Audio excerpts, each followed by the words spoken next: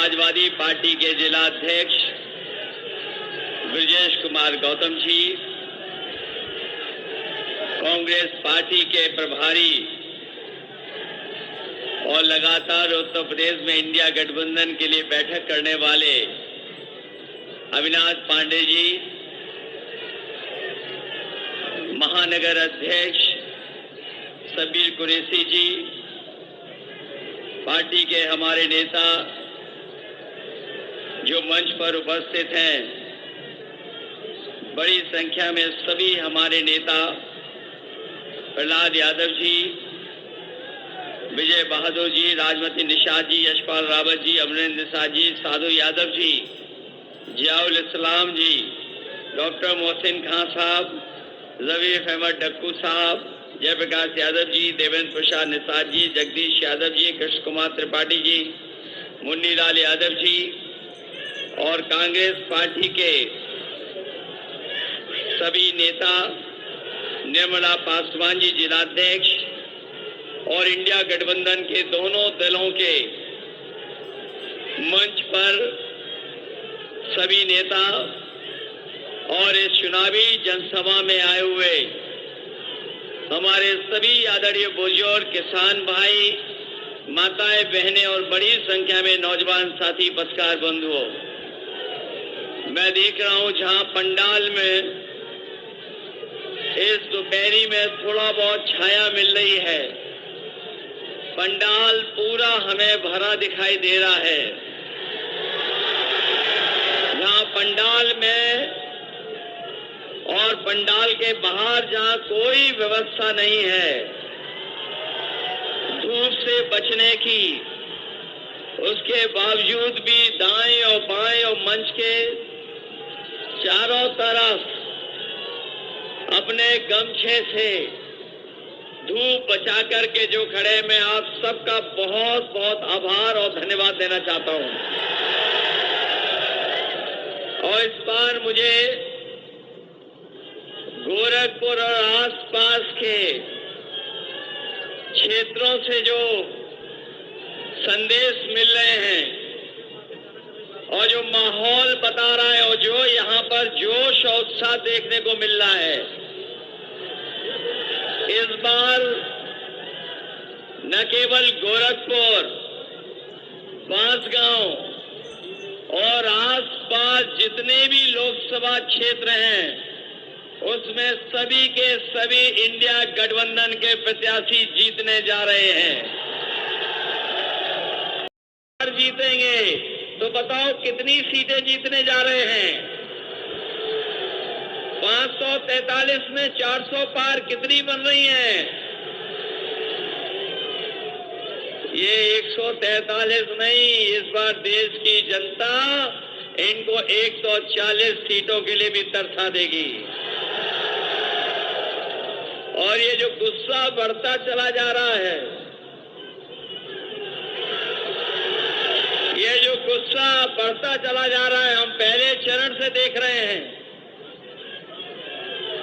पहले चरण से गुस्सा देख रहे हैं। ये 7वें चरण में जनता का गुस्सा 7वें आसमान पर होगा, 7वें आसमान पर। ये गोरखपुर और आसपास बहुत बड़े पैमाने पर बेरोजगारी है। अभी हम सब जितने लोग खड़े हैं, सब लोग जानते हैं बेरोजगारी का सामना करना पड़ रहा है। अगर दिल्ली और लखनऊ वालों ने हमें और आपको बेरोजगार बनाया है, अगर दिल्ली और लखनऊ वालों ने हम लोगों को बेरोजगार बनाया है, तो बताओ 1 तारीख को वोट डाल करके दिल्ली वालों को बेरोजगार बना दोगे कि नहीं बनाओगे? और हमारे किसान भाई यहाँ मौजूद होंगे, वो जानते होंगे कि इन्होंने वादा किया था कि किसानों की आय दोगुनी हो जाएगी। न किसानों की आय दोगुनी हुई, और अगर महंगाई के हिसाब से हिसाब किताब लगाओगे तो आप जानते होंगे कि आज लागत बढ़ गई है। और लगातार महंगाई के कारण, जीएसटी के कारण हमारे किसानों की जहां आय बढ़नी थी वहां लागत बढ़ रही है। न केवल ये लागत बढ़ा रहे हैं, बल्कि किसान भाई जब खेत के लिए अपनी फसल के लिए खाद लेने जाता होगा तो हर बोरी में वो 5 किलो पहले और 5 किलो अब बताओ कितने किलो की चोरी कर रहे हैं? 10 किलो की चोरी कर दी। न केवल 10 किलो की बोरी से चोरी की है, बल्कि हमारे किसानों को जबरदस्ती इन्होंने नैनो यूरिया खरीदवा दी। डीएपी तभी मिली जब किसानों ने नैनो यूरिया खरीद ली और ये नैनो यूरिया से भरोसा दिलाया था कि किसानों की पैदावार बढ़ेगी, उनकी खेती-बाड़ी बेहतर होगी, फसल की उपज अच्छी होगी। लेकिन लगातार नैनो यूरिया डालने के बाद भी हमारे किसान की पैदावार नहीं बढ़ी। जो लोग समझदार होंगे, जानते होंगे, उन्हें जानकारी होगी कि जिस तरीके से भारत छोड़ करके तमाम उद्योगपति पैसा लेकर के भाग गए थे, उसी तरीके से नैनो यूरिया वाले भी भारत छोड़ करके देश भाग गए हैं। इन्होंने जहां किसानों को धोखा दिया, वहीं हमारे नौजवानों के भविष्य के साथ खिलवाड़ की है और भविष्य के साथ इतनी बड़ी खिलवाड़ हुई है कि यही नौजवान जब परीक्षा लिखने गया, अपनी तैयारी कर करके उसे उम्मीद थी कि उसे नौकरी मिल जाएगी, रोजगार मिल जाएगा, लेकिन भारतीय जनता पार्टी की सरकार में जो जो परीक्षा हुई हैं, सबके पेपर लीक हो गए हैं। कोई एक परीक्षा का पेपर लीक नहीं हुआ है। ये नौजवान यहाँ खड़े हैं जिन्होंने तैयारी की होगी, नौकरी के लिए कोचिंग की होगी, वो जानते होंगे अभी तक 10 से ज्यादा जो परीक्षाएं सरकार ने कराई हैं वो सबके पेपर लीक हो गए। और हाल ही में जो पुलिस भर्ती की नौकरी निकली थी, जिसके लिए इन्होंने कहा कि हमने पूरी तैयारी की है, कोई परीक्षा पेपर लीक नहीं होगा, लेकिन जब नौजवान अपनी परीक्षा देकर के घर लौटा तो उसे पता लगा कि उसकी भी परीक्षा का पेपर लीक हो गया। मैं अपने नौजवानों से कहना चाहता हूं, ये सरकार वो है जो डराने के लिए अपना बुलडोजर लेकर के आती है।